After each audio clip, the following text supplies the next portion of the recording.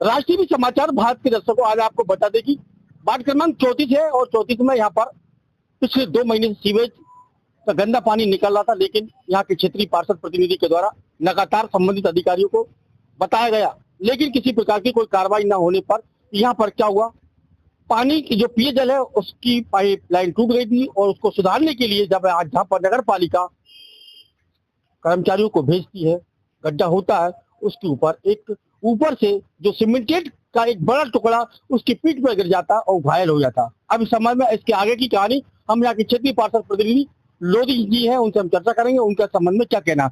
जी, अपना परिचय दे पहले। मेरा नाम राजेश लोधी, मैं वार्ड 34 से पार्षद प्रतिनिधि। आज क्या घटना घटी यहाँ पर? घटना एक बहुत ही दुखद घटना हुई है। ये सीवेज कंपनी द्वारा गड्ढा खोदा गया था जिसमें पानी की लाइन टूट गई थी। उस पानी की लाइन के सुधार के लिए नगर पालिका से कर्मचारी आकर काम कर रहे थे। उनके ऊपर पूरी एक मिट्टी की ओल पट के और उसमें बड़ा एक टुकड़ा जो था सीमेंट का, वो पूरा उसके ऊपर गिरा। कब की घटना? ये अभी 1 घंटे पहले। यहाँ पर हो क्या रहा था? सीवेज की बात कर ले, पानी को क्या हो क्या रहा था? सीवेज से पूरा शहर त्रस्त है और हमारा वार्ड तो इतना ज्यादा त्रस्त है कि आए दिन 2-10 जगह होती है और मतलब सीवेज से गंदगी बह रही है पूरे मोहल्ले में। अब उसकी कंप्लेंट 2 महीने से हम बराबर कर रहे हैं। ये हमारे साथ में भैया खड़े हुए हैं, इन्होंने 181 पे भी कंप्लेंट कर दी थी, इसके बाद भी कोई सुनवाई नहीं होती। 2 महीने बाद आज खुदाई की है। आज खुदाई के दौरान क्या हुआ? आज खुदाई के दौरान वो एक बेचारा मजदूर दब गया, उसमें उसका जीवन खराब हो गया। उसके बच्चों का क्या हुआ? उसके ऊपर कैसे खराब हो गया? ये पूरी मिट्टी की जो बड़ी वो परत थी वो उसके ऊपर गिर गई। लगभग कितना गहरा गड्ढा खोदा जा रहा था?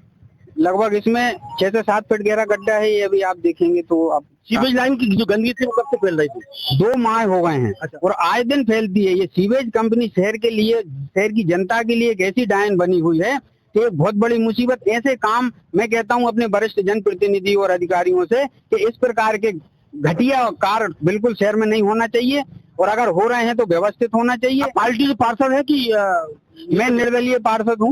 मैं निर्दलीय पार्षद। तो ये बता, आप मुझे ये बता दो कि ये जो काम हुआ था यहाँ पर, आज जो काम कर रहा था वो, उसकी उम्र कितनी थी, क्या नाम था उसकी? 40 से 45 वर्ष की उम्र होगी बेचारे की। तो किस तरीके से आपने उसे स्वास्थ्य केंद्र भेजा? ये हम नगर पालिका में थे, मोहल्ले से हमें फोन पहुंचा कि यहाँ पे एक मजदूर दब गया है, तो हम तुरंत आए। और उससे पहले हमारे मोहल्ले के जागरूक हमारी जो जनता जनार्दन है उनने उसको कौन सी कंपनी काम कर रही है? ये अंकिता कंस्ट्रक्शन कंपनी है। भैया क्या नाम है आपका? राजू कुशवाहा। राजू भाई, क्या कहाँ कौन सा वार्ड है ये? 34। कौन सा मोहल्ला? क्या दिक्कत क्या हो रही है? 2 महीने भाई से मेरे घर सामने चेम्बर में गया था। मैं 181 पे शिकायत करता हूँ। कितनी कब करी थी आपने? कितने महीने पहले करी थी? तारीख वैसे कितने दिन होगा? लगभग 2 महीने। 2 महीने पहले। 2 महीने तक कोई नहीं सुनवाई नहीं करी? राकेश शर्मा जी को भी डाल चुका हूँ वीडियो बनाकर, उधर भी सुनवाई। जी भैया, क्या नाम है आपका? संजय अग्रवाल। संजय भैया, क्या कहना चाहेंगे यहाँ पे लोग कार्यक्रम?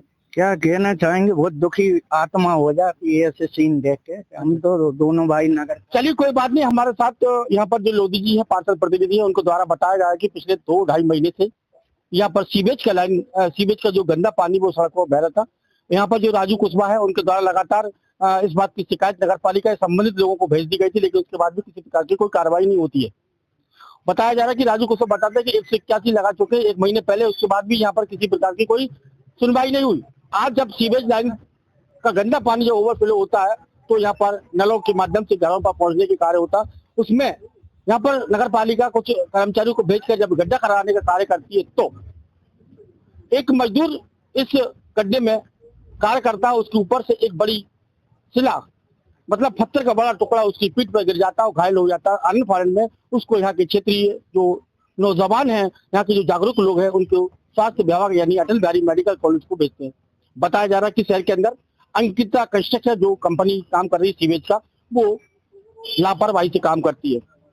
कैसी लापरवाही से काम करती है यहाँ पर भी मैं आपको बता दूं। यहाँ पर जब गड्ढा हो रहा था 7 से 8 फीट का गड्ढा, और ये एक ऐसा रोड है जहाँ पर 24 घंटे आवागमन होता है। यहाँ पर 2 पहिया 4 पहिया और बच्चे सभी स्कूलों का, यहाँ पर एक मंदिर भी हनुमान दादा का, जहाँ पर एक बड़ा स्कूल है, नामी ग्रामी स्कूल के ऑटो का बड़ी संख्या में यहाँ से ऑटो का आना जाना होता है। लेकिन अंकिता कंस्ट्रक्शन को किसी की परवाह नहीं है, वो अपना काम अपनी मर्जी से कर रहा है। उसी कारण है कि आज एक व्यक्ति की मौत होने से बची है, हालांकि उसका इलाज अटल बिहारी मेडिकल कॉलेज में चल रहा है।